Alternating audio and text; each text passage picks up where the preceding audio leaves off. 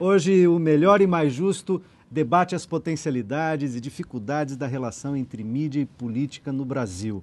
A gente saiu do segundo bloco e o Marcelo fez uma provocação, deixou no ar aqui uma provocação, dizendo que, em grande medida, a gente, quando se pauta pela crítica da grande mídia, mas a referência continua sendo a grande mídia, né? Quer dizer, tem uma ação, muita energia reativa para reagir à grande mídia e não para produzir algo novo. E o Eduardo já queria falar no fim do segundo bloco, eu interrompi, vou devolver a palavra para o Eduardo e para o Paulo agora. Eduardo. Então, esse é um erro que muita gente comete em relação à blogosfera, de tratá-la como se fosse uma coisa só. Não é. Blogosfera é múltipla, tem várias abordagens, cada um faz a coisa de um jeito. Você tem sites como o do amigo Luiz Carlos Azenha, o site Viu Mundo, que eles produzem muito conteúdo, matérias de saúde, matéria de comportamento. Eu mesmo... Meu blog, na verdade, produzem conteúdo e não no espelho, a sombra... Não espelha nada da grande mídia, não fica se concentrando só em rebater a grande mídia. Eu, por exemplo, sou um ativista político. Você pega o blog do Luiz Nassif, é um blog coletivo.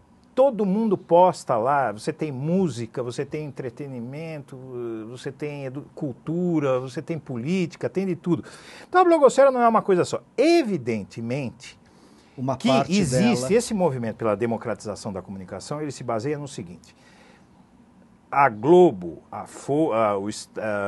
Globo, o SBT, a Record, a mídia eletrônica... são concessões públicas, eles são concessões públicas. Eles não podem simplesmente usar aquilo como se fosse deles. Eles têm uma série de obrigações que eles passam por cima e que o Estado não cobra. Por exemplo, da pluralidade, não se colocarem a serviço de partidos políticos.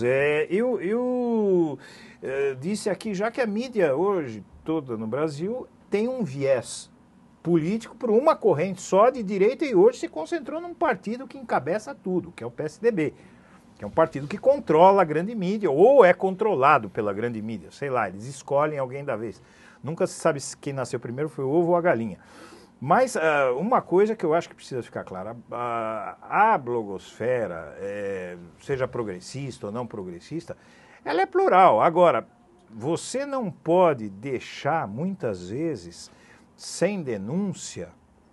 Eu fundei, através desse blog, que eu criei, uma ONG, Movimento do Sem Mídia. Então, eu tenho um tipo de atuação, eu não sou jornalista, é alguma coisa que eu descobri como fazer e acabou atraindo gente. Você tem outras pessoas que têm outro tipo de forma de organizar os seus blogs. A mídia, se ela tivesse na América Latina o formato que ela tem, por exemplo, nos países desenvolvidos, eu acho que seria aceitável. Paulo, entra na conversa aí para a gente distribuir o nosso tempo, já que estamos no último bloco, inclusive. Eu acho que o Marcelo tocou num ponto muito delicado, porque o ano passado, nos últimos meses, eu participei de muitas conferências, muitos debates, tal, inclusive com gente dos portais, né? Gente da Folha Online, gente da Veja Online, gente do IG, e todos eles diziam que, eles admitiam com todas as letras, nós precisamos oferecer conteúdo para o cidadão consumidor de informação, porque se a gente não oferecer o que ele quer saber, ele não vai nos dar ouvidos para que a gente diga para ele o que a gente quer dizer a ele, né? Que aí entra o interesse ideológico, econômico. Enfim, precisa de produzir conteúdo.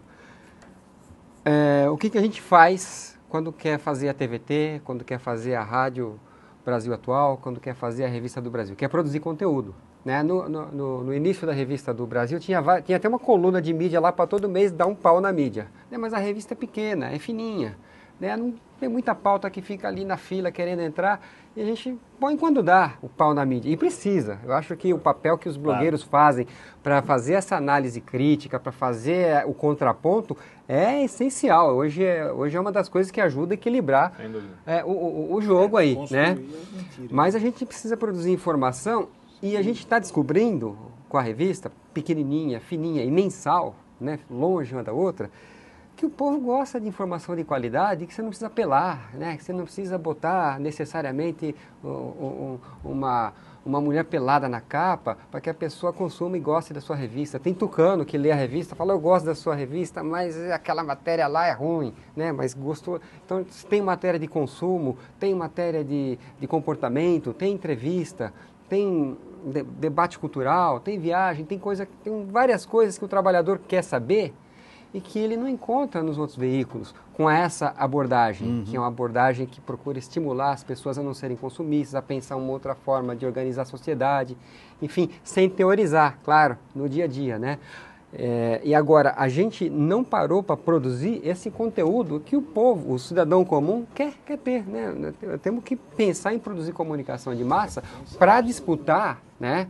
Para disputar o espaço com os grandes veículos a partir desse raciocínio deles, de levar para o cidadão a informação que ele quer, não aquele que você quer que ele receba. O Marcelo tá aqui que nem aluno de escola, ele levanta o dedo para falar, o debate é entre vocês, pode entrar. Eu queria aproveitar o tempo que a gente tem aqui para introduzir um assunto que talvez a gente não vá, né? Nós falamos aqui da relação da velha mídia, da mídia da era industrial, com a política da era industrial, com os partidos, com o parlamento. Mas acho que seria interessante nós abrir, nesse final, uma relação da nova política e da nova mídia, das novas mídias. Quer dizer, a gente tem visto aí, desde 99, 12 anos atrás, em Seattle, a primeira manifestação 2.0 contra a globalização neoliberal, inaugurando a era das mobilizações. Depois o Fórum Social Mundial em Porto Alegre, as marchas contra a guerra do Bush Pai, no primeiro momento na Europa, todas elas produzidas por indivíduos conectados em rede, criando uma grande mobilização social. Mais recentemente, as revoltas árabes, as revoltas na Espanha, Chile, Londres e agora, nesse momento, as revoltas lá diante da Bolsa de Nova York. São manifestações políticas, sem sombra de dúvidas, com uma profundidade política inegável, mas por trás dessas manifestações não estão as organizações políticas da era industrial, não estão os partidos, não estão os sindicatos. São indivíduos conectados em rede, fazendo grandes atos e mobilizações coletivas, etc, etc. Né? Qual a perspectiva desses movimentos que fazem revoluções, fazem revoltas, se mobilizam e organizam atividades gigantescas? Né? É, no final de tudo, entregar o poder político para as organizações da era industrial, os parlamentos clássicos, etc. Então essas mobilizações são mobilizações super positivas que estão lutando por mais democracia que os partidos políticos e que as instituições são capazes de oferecer para esses jovens. Né? Então, eu acredito que vai ser possível uma nova democracia a partir do aprendizado que a gente possa ter com esses novos movimentos sociais da internet, quer dizer, que são diferentes dos movimentos sociais produzidos na era industrial, por partidos e por sindicatos. Acho que as estruturas políticas da era industrial e as estruturas pós-internet vão conviver, né, por um largo tempo. Né? No entanto, nós temos que prestar atenção exatamente nisso, nesses novos movimentos. Não é só uma nova forma de comunicação, alguns se enganam achando, não, é uma nova forma de comunicação, é uma nova forma de organização social. De comportamento. Né? De comportamento, porque são indivíduos conectados em rede, fazendo movimentos sociais sem o intermediário. Nós falamos da desintermediação da mídia, também tem a desintermediação da política. Então, sem intermediário... Não tem líderes, né? Você nota que pulverizado. São movimentos coletivos, lideranças coletivas, distribuídos. Horizontais, né? Então também tem uma relação nova para uma pauta, talvez num próximo programa aqui da TVT, né, que são exatamente a participação política desses jovens. Eu tenho aqui alguns dados... Então, mas deixa eu te perguntar uma coisa, agregando a isso. Quer dizer, você está falando de uma reinvenção da política, mas a reinvenção da política reinventa, porque é uma reinvenção no sentido de criação de outras formas de fazer política. Mas a reinvenção da política força também as velhas estruturas políticas Sim. a se redesenharem, quer dizer, os partidos políticos terão que responder quando a Dilma vai lá agora a Nova York, se reúne com Obama e assina um protocolo pelo um governo aberto, para os dois governos e vários outros governos, cria uma coalizão de governos para discutir o que é um governo aberto, é exatamente criar uma experiência nova de participação da relação do governo com o cidadão através das redes sociais. Né? Então, claro, essas redes sociais que podem ameaçar governos, né, elas também podem ser incorporadas como um movimento e uma energia para aumentar a democracia. Mas ao mesmo tempo, que eu acho que é legal, porque não acho que é contraditório, então eu fiz aqui mas ao mesmo tempo, não tenho mais. Ao mesmo tempo, a Dilma ali fez um elogio à nossa imprensa, inclusive, à mídia no Brasil, dizendo que ela é um pilar importante imprensa, né? na fiscalização do governo, dos poderes, né? Do judiciário, do legislativo. Instituição imprensa. É instituição. Eu acho que o que ela defendeu... falar isso, inclusive, porque o poder é transitório. Hoje está no poder, amanhã o poder muda. Não, e porque esse O que ela jogo defendeu múltiplo é tem que a existir instituição sempre. imprensa, que eu acho que na democracia, a imprensa, na democracia, ela é um dos elementos que fazem parte da construção da democracia, é a imprensa. Está o quarto poder da democracia. Não como quarto poder, porque a imprensa não deveria ser um poder. Mas não deveria ser. Ela deveria ser uma instância de fiscalização do grande debate público, da pluralidade de ideias. Mas, por exemplo, quem é que consegue, isso eu faço essa pergunta ao teu telespectador, quem é que consegue ver num grande meio de comunicação o debate sobre a democratização da mídia, sobre a propriedade cruzada? Nem Globo, nem SBT, nem Bandeirantes, nem CBN, nem Eldorado, inclusive nos portais de internet quando comenta apenas para descer o pau, né? Como se fosse censura. É censura. É para reduzir essa Acabou. discussão à ideia de censura, isso é censura É um à debate imprensa. interditado. Esse debate da democratização da comunicação, ele passa pelo seguinte, tem concessões públicas que estão sendo usadas como se fosse propriedade privada de um grupo que ele não comprou. Tem muita gente aqui no Brasil, inclusive, eu acho que as escolas tinham que ensinar democracia digital, talvez, para os seus alunos. Tem grande parte da população acha que a Globo é dona daquela faixa de onda do espectro eletromagnético.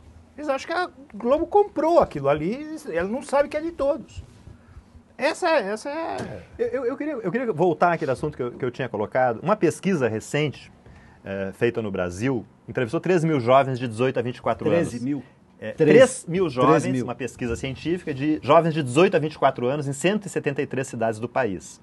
Dentre vários fatos positivos, essa pesquisa revela que cada vez mais os jovens veem a internet como espaço de participação política, 71%. E menos de 40% enxergam os partidos políticos como espaço de participação política. Esses jovens estão errados? Né? Ou os partidos precisam se adequar a essa nova realidade? Então, então isso acho que é um dado importante para quando a gente discutir a política e os meios de comunicação, as novas mídias, a nova política, acho que ela tem que estar também contemplada nesse debate. Quer dizer, acho que principalmente na TVT. Né, claro. Que busca construir uma alternativa a todo esse império das mídias, etc, etc. Então, acho que para buscar uma alternativa nova, a gente tem que combater o antigo, mas tem que criar o novo. Então, acho que essa pesquisa, O Sonho Brasileiro, né, ela mostra também que esses jovens nativos digitais acreditam que o Brasil é o país do presente, não é o país do futuro. Né? Concordam que tem um papel de transformar a sociedade. Né? E se conectam mais com os discursos coletivos do que os individuais. E apenas 5% tem como sonho ficar rico. Tá? Então, acho que as causas coletivas, essa ideia de colaboração da internet, né? Acho que dá uma perspectiva nova. Eu acho que essa juventude está no caminho certo. Né? Eu acho que as instituições que precisam se reinventar diante das novas possibilidades criadas pela revolução digital. Quer dizer, não há como oferecer uma democracia mais qualificada, né, usando as mesmas ferramentas que nós tínhamos no período anterior. As ferramentas de comunicação e as políticas. Né? Na direção do que a gente conversou, se vocês tivessem que traçar uma agenda, quer dizer, quais são as tendências ou quais são as ações, os movimentos que devem ser, de algum modo, fomentados para que a gente possa fazer esse debate ter não apenas capilaridade, mas também ressonância nos movimentos sociais, na sociedade em geral. Paulo? Eu acho que, por exemplo, o Brasil Sem Miséria, se ele ajudar, né, na onda de ações que são necessárias para se acabar com a miséria, ajudar a produzir mais inteligência, né, a democratizar o conhecimento, já vai estar sendo dado um grande passo para que as pessoas sejam mais livres para o exercício da crítica, para o exercício da informação que ele consome. Né?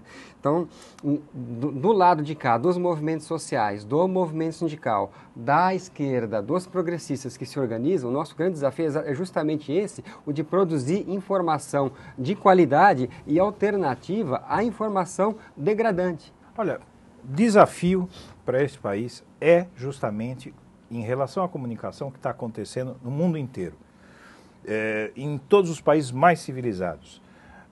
Você ter regras e leis e dispersão da propriedade de meios de comunicação. Desconcentração. Desconcentração da propriedade de meios de comunicação, se quiser. Maravilha. Marcelo. Eu acho que o marco regulatório da internet brasileira, o marco civil, é fundamental. Se nós estamos falando das novas possibilidades, está aí a possibilidade de nós ter uma internet livre e democrática. E aí o tema da neutralidade na rede é central, porque os lobbies atacam o marco civil produzido pelo governo do Lula. Outro é o Plano Nacional de Banda Larga, que não atende apenas os interesses comerciais das teles, mas principalmente os interesses públicos. E por último, o desafio é a reforma do direito autoral, né, para que as novas práticas de compartilhamento universal de conteúdos que existem na rede não sejam mais criminalizadas, sejam um direito. Maravilha, eu quero agradecer muitíssimo a vocês, o debate foi ótimo, agradeço também a você que nos acompanhou até agora. Espero que a nossa conversa tenha ajudado a pensar sobre o importante caráter político da mídia, até porque, como dizia o velho guerreiro Chacrinha, quem não se comunica se trumbica. Espero que a gente tenha ajudado também a pensar sobre a necessidade de toda a sociedade assumir o trabalho de aprimorar a mídia, fazendo com que a cada dia ela seja mais transparente, ética, não tendenciosa, consistente, colaborativa e criadora por um país melhor e mais justo. Logo, o conteúdo desse programa estará disponível no nosso portal, onde você pode rever os outros temas já discutidos aqui. Acompanhe a programação pelo Twitter, @RedeTVT, e também pelo Facebook, facebook.com/RedeTVT. A gente se encontra na próxima quinta ou a qualquer momento pela internet. Forte abraço.